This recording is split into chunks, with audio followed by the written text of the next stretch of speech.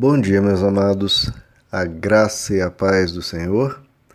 Hoje vamos estudar o Evangelho segundo João, capítulo 4, versos 17 a 19, que dizem: Não tenho marido, respondeu ela.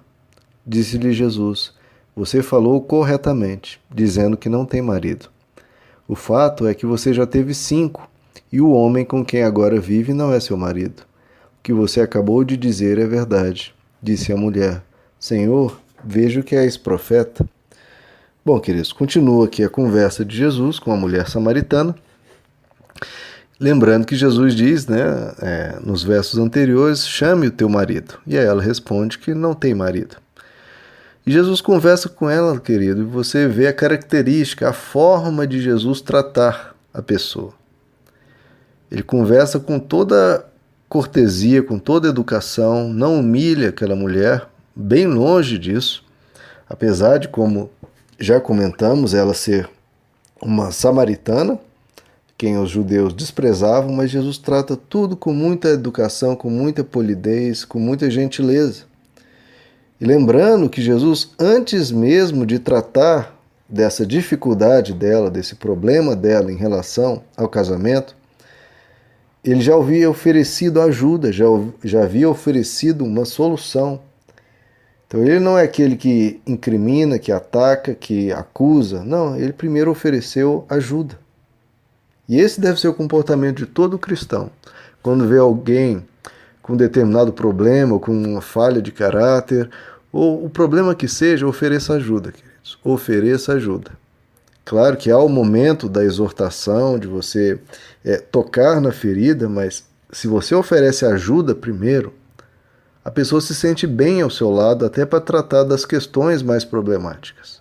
Então, primeiro ofereça ajuda, primeiro mostre que está ali, não para acusar, mas para ser, de alguma forma, útil para a pessoa. Que você está ali como um amigo, não como um acusador. Está ali querendo ajudar, querendo curar e não querendo se mostrar superior ou acusar a pessoa. Eu gosto de uma frase que diz que antes de você tentar tirar um pedaço de osso velho que um cachorro está comendo, se você tentar tirar aquele osso velho, o cachorro vai te atacar, vai te morder. Então, para você tirar aquele osso velho, sujo, que provavelmente vai inclusive adoecer o cachorro, primeiro ofereça um filé, ofereça uma carne de qualidade. E aí ele vai deixar o osso de lado e vai comer o filé. Então primeiro ofereça ajuda. Antes de tratar de algum problema, ofereça ajuda para que a pessoa se abra em vez de te atacar. Bom, e a mulher diz, olha, eu não tenho marido. E aí vemos aqui um problema grave, queridos? Ela já havia passado por 5 casamentos, que é algo terrível, queridos? E era muito comum na época o divórcio. Jesus teve que tratar disso algumas vezes. Era uma pergunta na época, é lícito se divorciar por qualquer motivo? Quando fala qualquer motivo, era qualquer mesmo. Havia pessoas na época de Jesus, isso está registrado, que por a mulher ter queimado a comida, o marido se divorciou. Então o homem tinha tamanho poder nessa sociedade que qualquer falha banal, simples, pequena da mulher, ela era descartada. Então, na cultura dessa época, o homem se separava por qualquer motivo. E isso é horroroso, queridos? Porque estamos falando de uma família, de um lugar onde a pessoa deveria se sentir segura. E é isso que todo casamento deve passar, um para o outro, se sentir seguro, se sentir em paz, que você está do lado de uma pessoa que vai cuidar de você.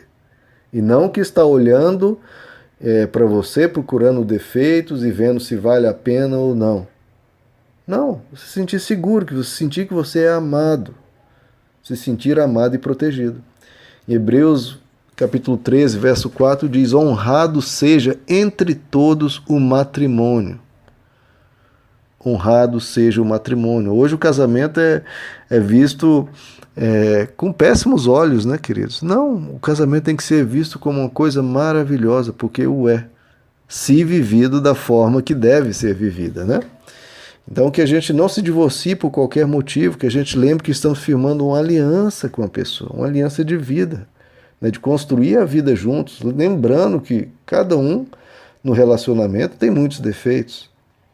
E justamente porque nós temos defeitos, que nós vamos também ser pacientes com os defeitos do outro, né? Porque o outro vai ter que ter muita paciência com a gente. Hoje, infelizmente, o divórcio, né, queridos, é uma praga, é uma epidemia. E logo alguém pergunta, ora, mas e no caso de se acontecer a coisa... Não, queridos, a gente não está falando de casos extremos. A gente está falando, o grande problema são as coisas banais que estão separando casais, separando famílias. O problema é com pequenas coisas que vão se acumulando. O problema é com falta de maturidade, com falta de um mínimo zelo pela relação, falta de mínimo respeito e cuidado para com o outro. Se tiver essas coisas, queridos, um pouco mais de maturidade, um pouco mais de zelo, respeito, atenção, cuidado, comunicação, né? 90% dos divórcios seriam resolvidos. Né? E tem que ser assim, as pessoas têm que ser um pouco mais maduras nos relacionamentos. É interessante que quase todo mundo acha que é simples, é fácil manter um casamento, né? Até se casar. Aí quando casa, aí começa de verdade a ver que a questão não é simples. E aí, por a pessoa, por exemplo, não estar se alimentando com o Evangelho, se alimentando com a palavra de Deus, né, que é a palavra de Deus que nos ensina, que martela na nossa mente, né, o ensino que você precisa ceder, você precisa perdoar, você não deve se irar facilmente, você tem que aprender a segurar a sua língua, a não responder o mal com o mal, coisas assim, queridos, que precisam ser ensinadas constantemente a todos nós. E quando você aprende isso, isso cria uma cultura no seu coração, cria um hábito na sua mente, cria uma forma de enxergar a vida. Fica mais fácil, né, queridos? Muito mais fácil quando você passar por todos os desafios de um casamento, você praticar isso. Porque você passou anos já aprendendo, né, que precisa fazer isso, ceder, perdoar, não se irar, etc. Então, que a gente reconheça que a gente precisa do Evangelho até para lidar com coisas como o casamento. E aí, Jesus diz para ela, você já teve 5. Eu queria trazer uma outra questão, queridos, aqui. Veja como a gente julga fácil essa mulher. 99% das pessoas que leem esse texto rapidamente conclui que a causa desses 5 casamentos é porque a mulher era promíscua, é uma pessoa de baixo valor. Mas no texto, queridos, nós não temos informações para afirmar com certeza que a culpa era dela. Não temos. Inclusive, alguns teólogos defendem o oposto, que na verdade ela ali era que tinha mais caráter. Eu não vou entrar aqui nos detalhes dessa análise. Mas veja só as possibilidades que temos aqui, queridos. Ela passou por 5 casamentos. Talvez simplesmente os maridos morreram. Mas não, a gente julga e acha que ela é uma mulher de pouco valor. Não, talvez os maridos morreram. Mas 5, você me pergunta? Sim, tem um caso desse na Bíblia. Tamar, né, que era a esposa dos filhos de Judá, ocorreu isso. Ela casou com vários e eles foram morrendo. Morria um novo, isso acontece também, claro. A segunda possibilidade é que eles podem ter se divorciado dela, por razões banais, como eu falei, que era até comum na época e o é hoje, infelizmente. Né? Então, às vezes a culpa não tem nada a ver com ela. É claro que eles também podem ter se divorciado por motivos sérios, de defeito de caráter muito grave nela, é claro. Isso é uma possibilidade, só que a gente ignora, se esquece de olhar as outras. De que os maridos podem ter morrido, de eles podem ter se divorciado por razões banais, ou porque eles traíram ela, por eles terem traído ela, claro, aí ela optou por divorciar, que inclusive Jesus dá essa permissão. Ou então foi uma mistura dessas alternativas, né?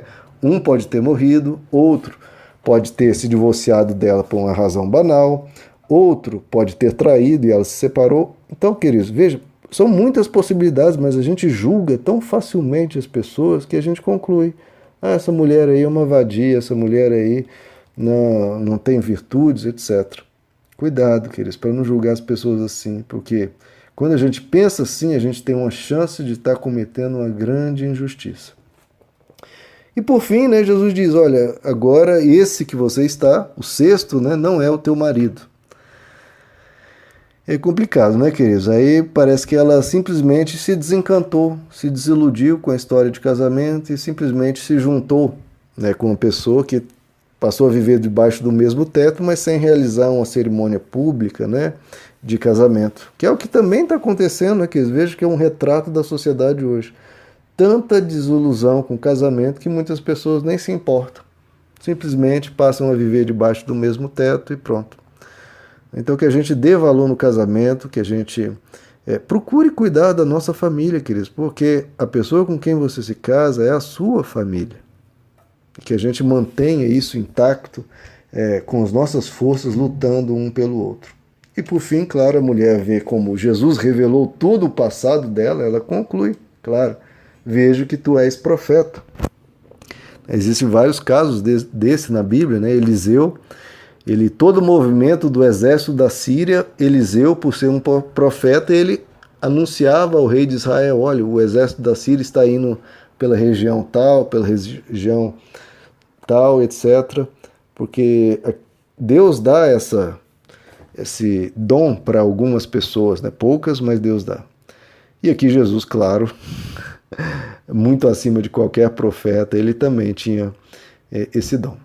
Então, queridos, que a gente lembre de guardar os nossos casamentos, que a gente não julgue tão facilmente as pessoas, porque, acima de tudo, Deus conhece o coração de todos nós. Amém, meus amados? A gente continua essa história na próxima lição. Meus amados, que Deus lhes abençoe. A graça e a paz do Senhor.